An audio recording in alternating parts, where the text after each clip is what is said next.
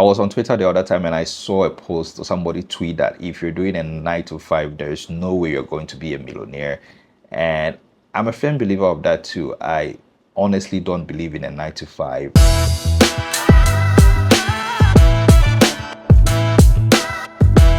One of the things that I really want to focus on this year is finances. I think it's something that you and I need to have a deep conversation about.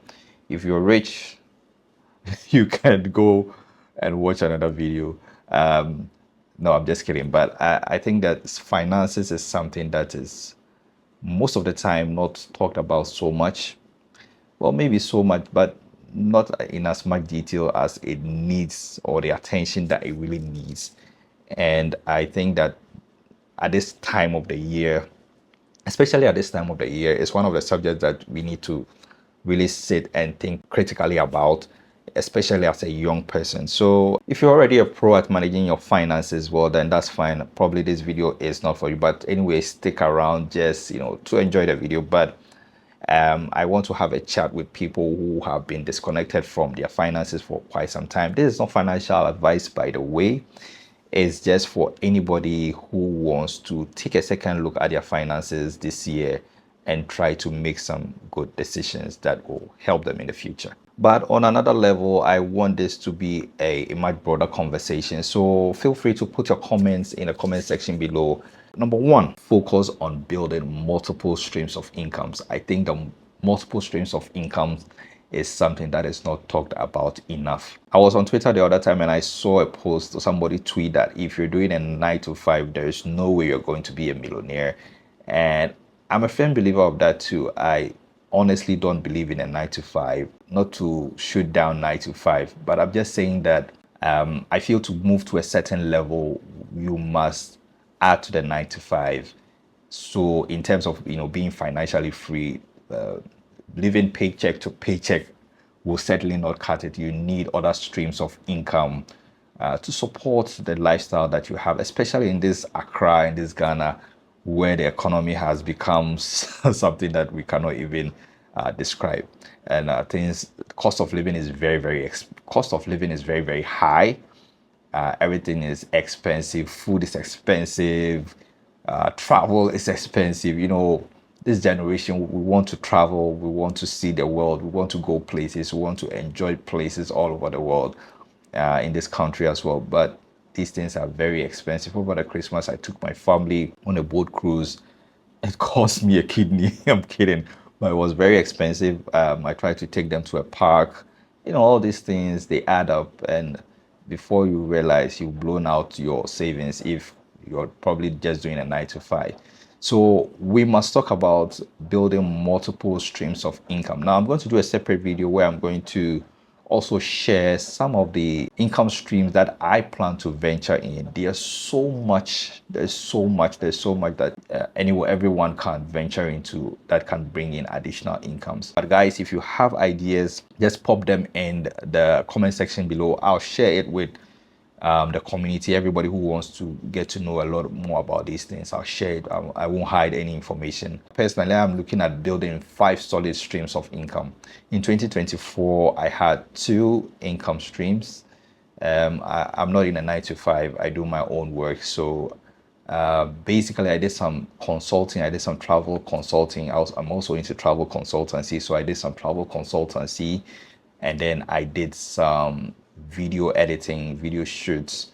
That also brought me some income. But as the year ended, I realized that these are certainly not enough, and so I want to up my income streams to about 5 or 6 this year, 2025. Point number 2 is overcoming debts and then borrowing. I think that this sort of robs you of your financial freedom. It sort of puts you in a very, very difficult situation. And so I think that one of the things that everyone needs to look at critically is learning how to manage their debts and try to get out of debt. I'm not a financial advisor, like I said, so if you need help trying to get out of debt, then you need to speak to somebody about it. But by all means, one of the things that you need to do is to get out of any debt that is hanging over our head. And these days, getting into debt has become quite easy, from the bank loans. The banks are willing to give you a loan if you're a salaried worker.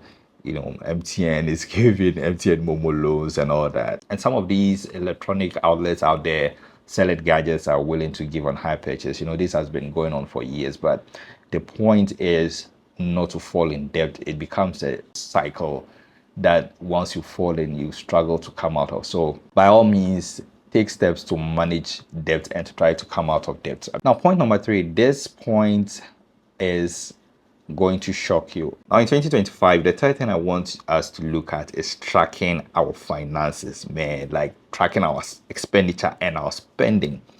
It will blow your mind if you are able to track every expense that you make in a month. Trust me, I did this a couple of months back. I tracked every expense I made for like 4 or 5 months straight, and my mind was blown.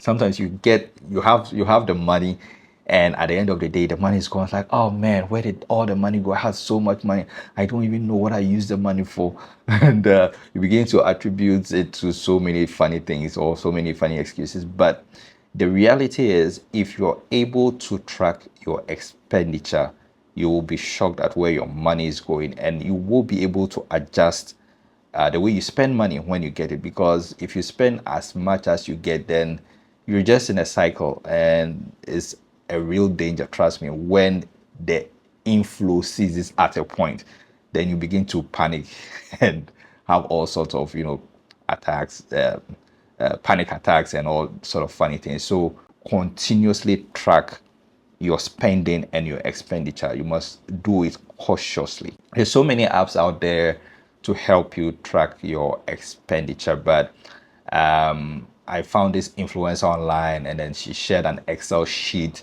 that will help you to track your expenditure. If you want it, I'll put it in the description box. You can download it and also use that to track your expenses. But even a simple Excel sheet will help you, put the dates on one side, put the expenses you made on the other side. A simple Excel sheet will help you track your daily expenses, and you will know how much you're blowing on a daily basis. Point number 4 is, I think we must all learn and develop our knowledge in investment.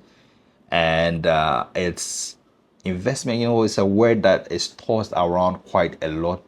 My problem is that finding the right investment, that's when a lot of schemes come about. People fall into all sort of wrong schemes in Ghana, and then their monies go down the drain and so on and so forth. But I think that it's time we took a step back and really got to know a bit more about investment. We have the idea that investment is, put your money somewhere, let it work, let your money work for you, let it grow, get returns at the end of a year. Some people want the money back as quickly as in a year and some months.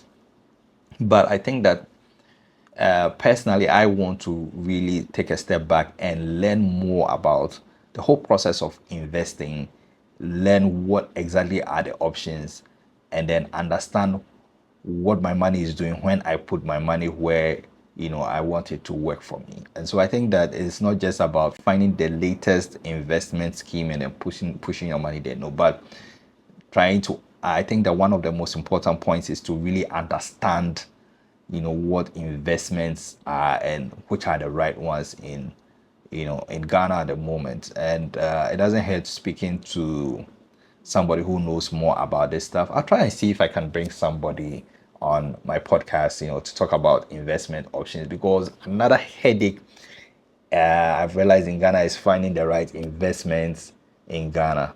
The past few years, in Ghana itself, the economic landscape has left a lot of people asking a lot of questions, and I don't want to get political, but investments has been very questionable in Ghana. But we need to find other investment alternatives, not just in Ghana but around the world. Where can I put my money and go to bed and be sure that my money is doing the right thing for me? So I think we all need to grow our knowledge in investment and find out where to make our monies work for us. The fifth point that we need to do about finances this year is to establish and maintain an emergency fund. So an emergency fund is a fund that you fall on in an emergency, as the name suggests. You never know when you're going to lose, God forbid, lose a job and have to find a way to make a living. Like, there's so much that can happen.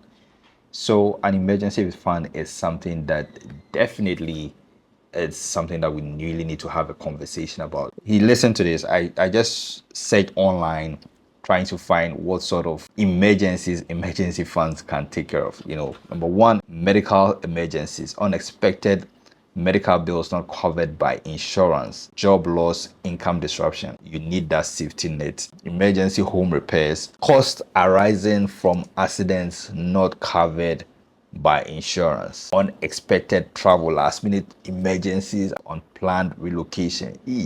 Wow. I know that people say the salary is not enough. Yes, the salary, if we do not build multiple streams of income, like I said, from point one, the salary will not be enough. So building multiple streams of income, then we can be very comfortable having to put some aside for emergencies. All right, so even if you have one source of income stream, we need to be doing this. Like, you need to be doing this. It's very, very important. A little will go a long way to help you when that emergency comes. My last point, we must plan for long-term goals like retirement. You may think that retirement is so far, but guys, before you realize, the years creep up on you, and before you know it, retirement is just around the corner. Are you going to depend on your social security pension or private pension?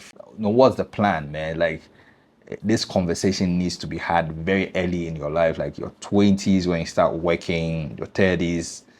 It's something that we need to talk about, or you need to plan and start thinking and start taking action about. So guys, this year 2025, man, listen, these are the things that I'm really going to focus on. These 6 things that I've just shared, I hope it's something that you can also take a look at. It will greatly help you if you do. I hope this helps, and I hope you found value in this thing. If you have other suggestions, other ideas, guys, share in the comment section below. I'm ready to learn. I hope all the other guys watching are also ready to learn. Let's learn together. Whatever your thoughts are on finances for 2025, guys, let's just have a conversation in the comment section below, and I'll catch you in the next one. My name is George Wilkinson. Peace. Bye bye.